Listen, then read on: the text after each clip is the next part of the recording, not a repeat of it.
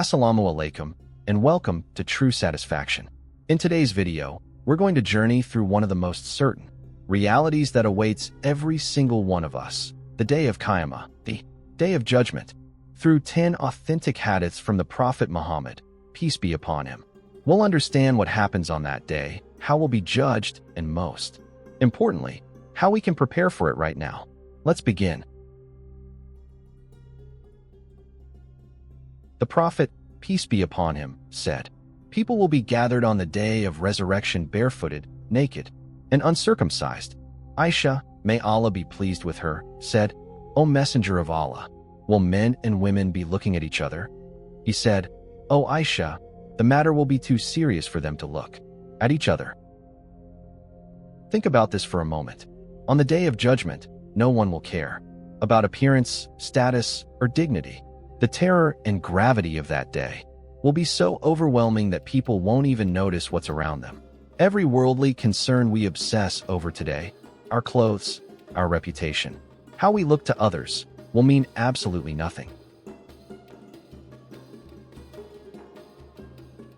The Prophet, peace be upon him, also told us, "The people will sweat on the day of resurrection to such an extent that their sweat will sink 70 cubits deep into the earth, and it will rise up till it reaches their mouths and ears." Imagine standing in that state, the sun brought close to creation, the heat unbearable, sweat rising to your mouth and ears. The standing will feel endless. But here's the crucial question: how deeply will you be submerged in your sweat? The Prophet, peace be upon him, said people will be submerged according to their deeds, some to their ankles, some to their knees, some to their waists, and some completely overwhelmed. Your deeds today determine your experience on that day.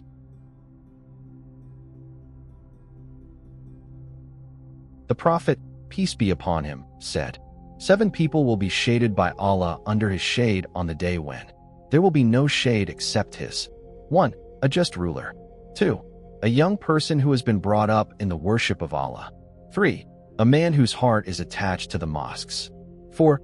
2 persons who love each other only for Allah's sake, and they meet and part in Allah's cause only. 5.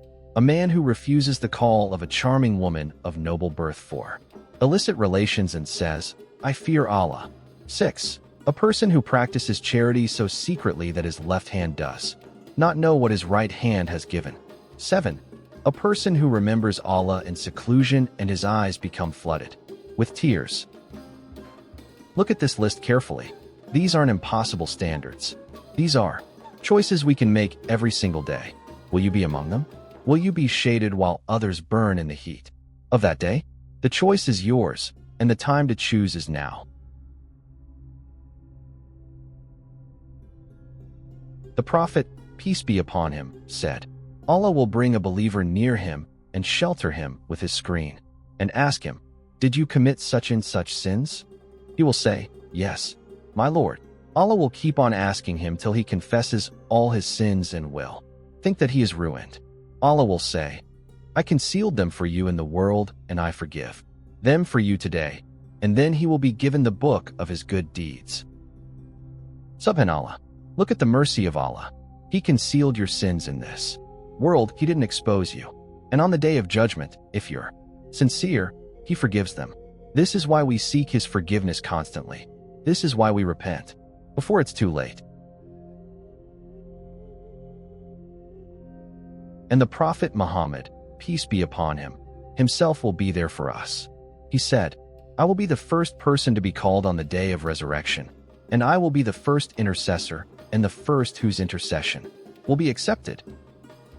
When everyone is in terror, when even the prophets are saying, "Nafsi, nafsi, myself, myself," the Prophet Muhammad, peace be upon him, will step forward and intercede for the Ummah. This is the Prophet we claim to love. Do our actions reflect that love? The Prophet, peace be upon him, said, "When a human being is laid in his grave and his companions return and he even hears their footsteps, 2 angels come to him and make him sit and ask him, 'What did you use to say about this man Muhammad?' He will say, 'I testify that he is Allah's servant and his apostle.' Then it will be said to him, "Look at your place in the hellfire. Allah has given you a place in paradise instead of it." The Prophet, peace be upon him, added, "The dead person will see both his places, but a non-believer or a hypocrite will say to the angels, 'I do not know, but I used to say what the people used to say.' It will be said to him, 'Neither did you know nor did you take the guidance.' Then he will be hit with an iron hammer between his two ears, and he will cry, and that cry will be heard by whatever approaches him, except human beings and jinns." The grave is the first stage of the hereafter. Your test begins the moment you're laid to rest. What's your answer going to be?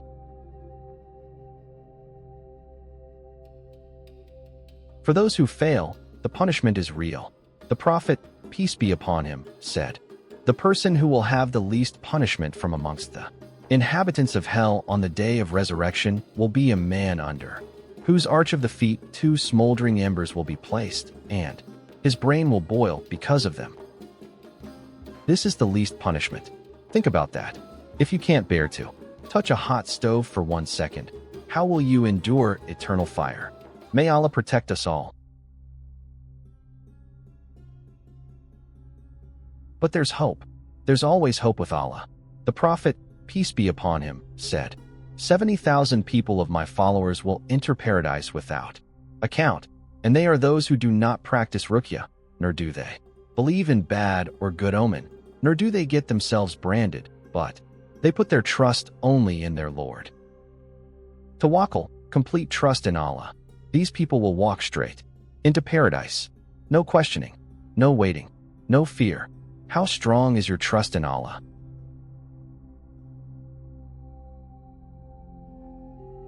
The Prophet, peace be upon him, said, "On the day of resurrection, the Quran and those who acted upon it will be brought forward, preceded by Surat al-Bukhari and al-Imran, arguing on behalf of those who recited them.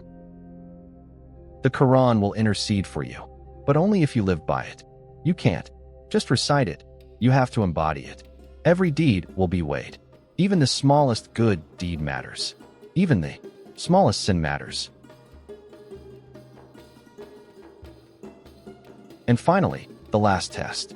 The Prophet, peace be upon him, said, "Then a bridge will be laid over hell." The companions asked, "O Allah's Messenger, what is the bridge?" He said, "A slippery surface on which there are clamps and hooks like the thorns of a thorny tree. The believers will cross it as quick as the blinking of an eye, as fast as lightning, as fast as the wind, as fast as a bird, and as fast as fine horses and camels. Some will escape unscathed, some will be scratched and let go, and some will fall down into the fire of hell. As-Sirat, thinner than a hair, sharper than a sword, stretching over the fire of hell. How fast you cross depends on your deeds. Some will fly across in an instant, others will crawl, scratched and bleeding, and some will fall. Which group will you be in?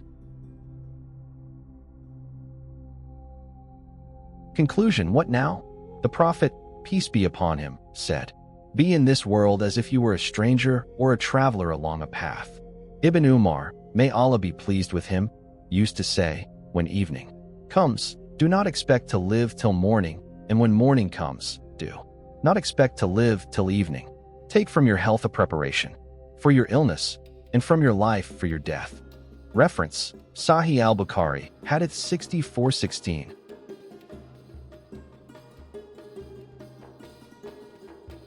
Brothers and sisters, we've just walked through 10 authentic narrations about the day of Qiyamah. These aren't stories to scare you, they're reminders to wake you up. Every single day we waste, every sin we commit, every good deed we delay, it all matters. The day of judgment isn't some distant, theoretical concept. It's real, it's coming, and we don't know when. So what do we do? Number 1, repent. Now, today. Don't wait for tomorrow, because tomorrow isn't guaranteed. Number 2, fix your relationship with Allah. Make your 5 daily prayers non-negotiable. They're your conversation with your Creator. Number 3, do good, even if it's small. Give charity in secret. Remember Allah in private. Be kind to people. These small acts could be what saves you on that day. Number 4, remember death often. The Prophet, peace be upon him, called it the destroyer of pleasures. When you remember death, this world becomes small, and the hereafter becomes urgent. This is true satisfaction, not in the temporary pleasures of this world, but in preparing for the real home that awaits us. May Allah grant us all the strength to live righteously. May He shade us on the day when there is no shade but His. And may He make us among those who enter paradise without reckoning. Ameen. If this reminder benefited you, share it with someone who needs to hear it. Subscribe to True Satisfaction for more authentic Islamic knowledge. Assalamu alaikum wa rahmatullahi wa barakatuh.